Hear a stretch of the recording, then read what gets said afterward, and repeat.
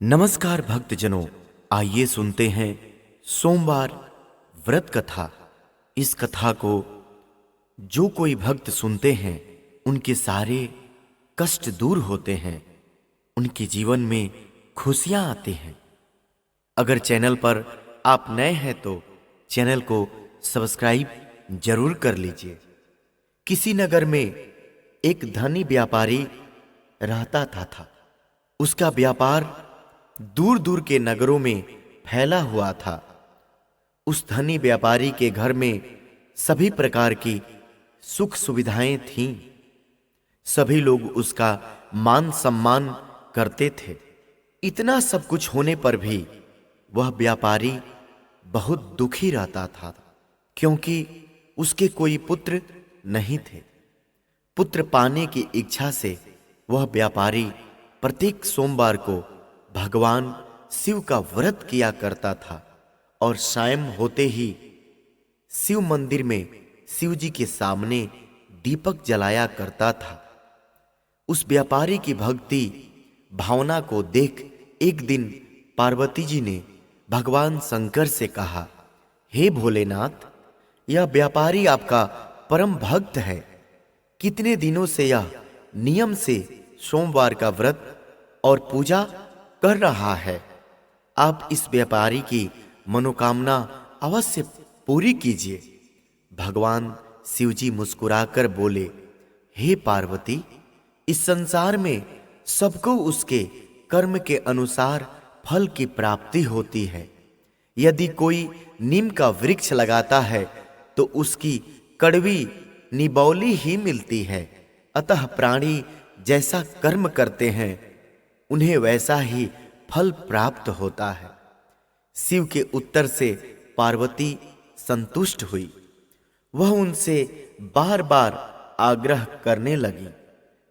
पार्वती जी का आग्रह देख भगवान शिव ने कहा, तुम्हारे आग्रह करने पर मैं इस व्यापारी को पुत्र प्राप्ति का वरदान देता हूं, लेकिन इसका पुत्र 16 वर्ष से अधिक जीवित नहीं रहेगा। भगवान शिव ने स्वप्न में उस व्यापारी को दर्शन देकर उसे पुत्र प्राप्ति का वरदान दिया और उसके पुत्र के 16 वर्ष तक जीवित रहने की भी बात बताई। भगवान के वरदान से व्यापारी को खुशी भी मिली, लेकिन अल्प आयु की चिंता से उसे दुख भी हुआ। व्यापारी पहले की तरह सोमवार का विधिवत व्रत करता रहा। कुछ महीने बीत जाने पर व्यापारी की पत्नी ने गर्भ धारण किया। 9 महीने पश्चात उसके घर अति सुंदर पुत्र उत्पन्न हुआ। पुत्र जन्म से व्यापारी के घर में खुशियां भर गई। बहुत धूमधाम से पुत्र का जन्म समारोह मनाया गया, लेकिन व्यापारी को पुत्र जन्म की अधिक खुशी नहीं हुई, क्योंकि उसे पुत्र की अल्प आयु का रहस्य पता था। व्यापारी ने पुत्र की अल्प आयु का रहस्य घर में किसी को नहीं बताया था। विद्वान ब्राह्मणों ने उस पुत्र का नाम अमर रखा। उस व्यापारी का पुत्र 16 वर्ष का होने को था तो उसने शिक्षा के लिए उसे बनारस भेजने का निश्चय किया। व्यापारी ने अपने साले को बुलाकर कहा, दीपचंद, अमर को बनारस छोड़ आओ, यह वहां रहकर शिक्षा प्राप्त करेगा।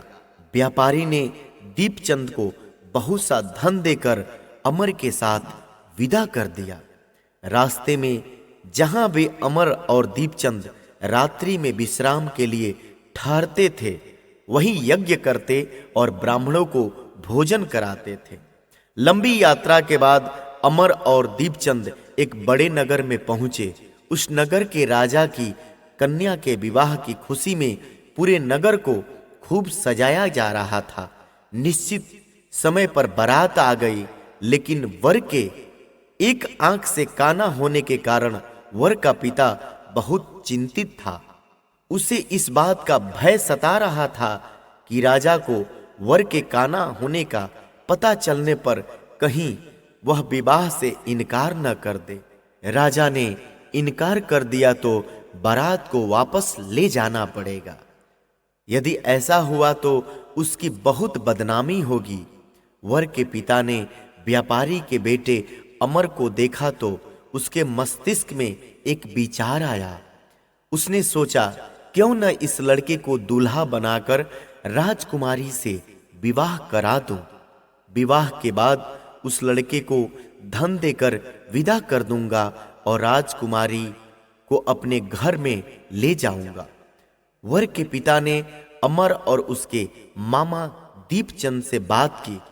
दीपचंद ने धन मिलने के लालच में वर के पिता की बात स्वीकार कर ली।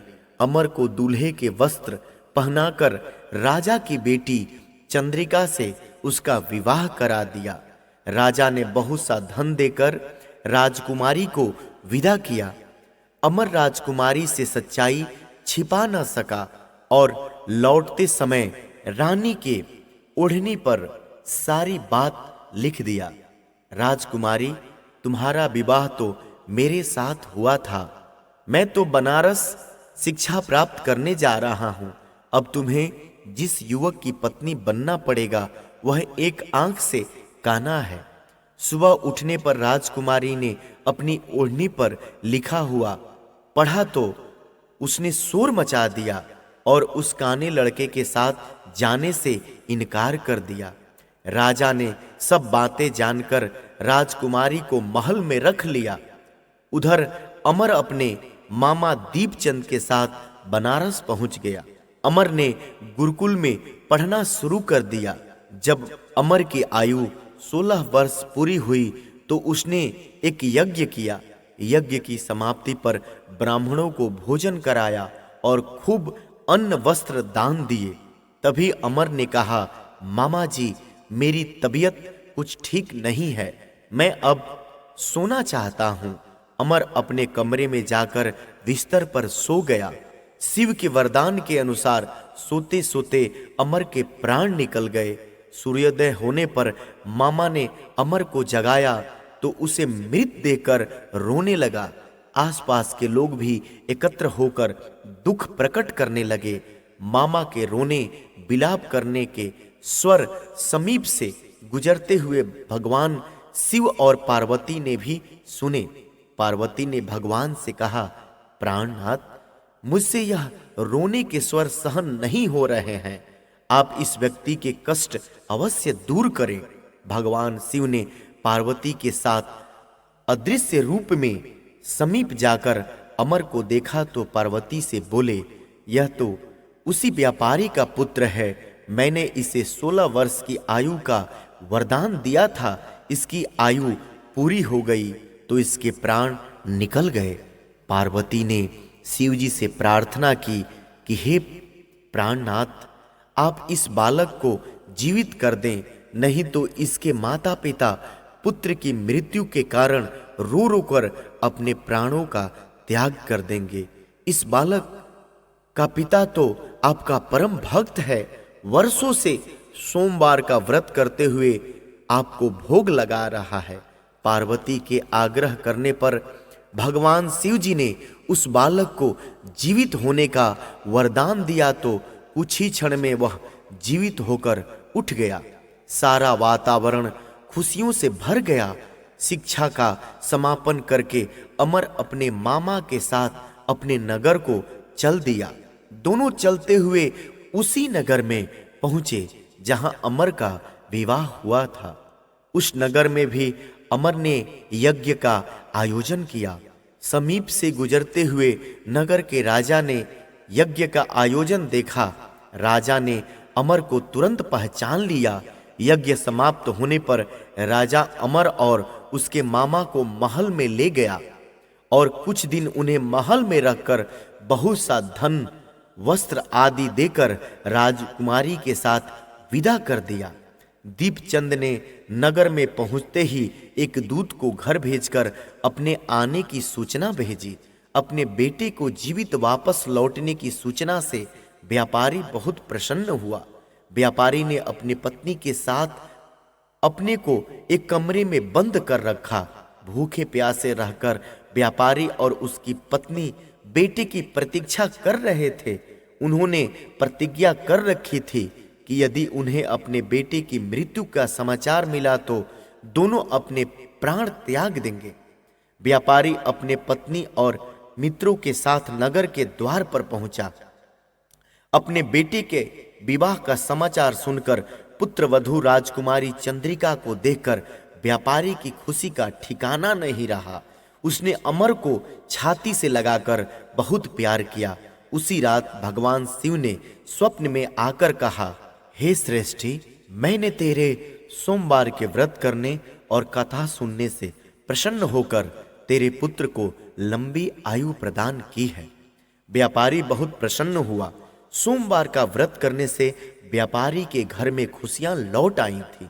शास्त्रों में लिखा है कि जो स्त्री पुरुष सोमवार का विधिवत व्रत करते और कथा सुनते हैं, उनकी सभी मनोकामनाएं पूर्ण होती हैं। जी हाँ भक्तजनों, सोमवार को जो व्यक्ति विधिवत व्रत रखते हैं और कथा सुनते हैं, उनके घर धन धान्य से भर जाते हैं। उनका जीवन खुशी से व्यतीत होता है। एक बार बोलिए प्रेम से, शिव भगवान की जय।